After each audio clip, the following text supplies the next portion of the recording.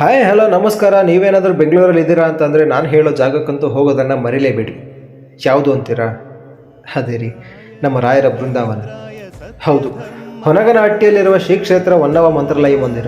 ಇಲ್ಲಿ ರಾಯರ ಮಂದಿರ ಸುಮಾರು 2013ನೇ ಇಸ್ವಿಯಲ್ಲಿ ಸ್ಥಾಪಿಸಲ್ಪಟ್ಟಿದ್ದು ಸಾಕಷ್ಟು ನಂಬಿಕೆಗಳಿಗೆ ಹೆಸರುವಾಸಿಯಾಗಿದೆ.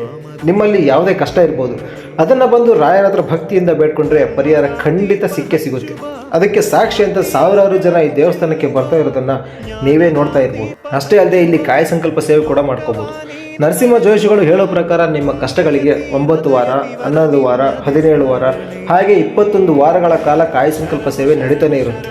ಹೋಗಿ ನಿಮ್ಮ ಕಷ್ಟಗಳಿಗೆ ಪರಿಹಾರ ಖಂಡಿತ ಸಿಕ್ಕೇ ಸಿಗುತ್ತೆ. ಕಷ್ಟಗಳು ಅಂತ ಬಂದರೆ ರಾಯರು ಯಾವಾಗಲೂ ಇರ್ತಾರೆ ಕೂಡ. ಅಷ್ಟಿಲ್ಲದೆ ದೊಡ್ಡವ್ರು ಹೇಳಿಲ್ಲ, ರಾಯರಿದ್ದಾರೆ ಅಂತ. ಎಲ್ರಿಗೂ ಒಳ್ಳೇದಾಗಲಿ ಅಂತ ರಾಯರ ಹತ್ರ ಬೇಡ್ಕೊಳ್ತಾ ಇದಾಗಿತ್ತು ಇವತ್ತಿನ ವಿಷಯ. ನಾನು ಮುಂದಿನ ವಿಡಿಯೋಲಿ ಸಿಗ್ತೀನಿ. ಅಲ್ಲಿವರೆಗೂ bye bye, take care, love you all.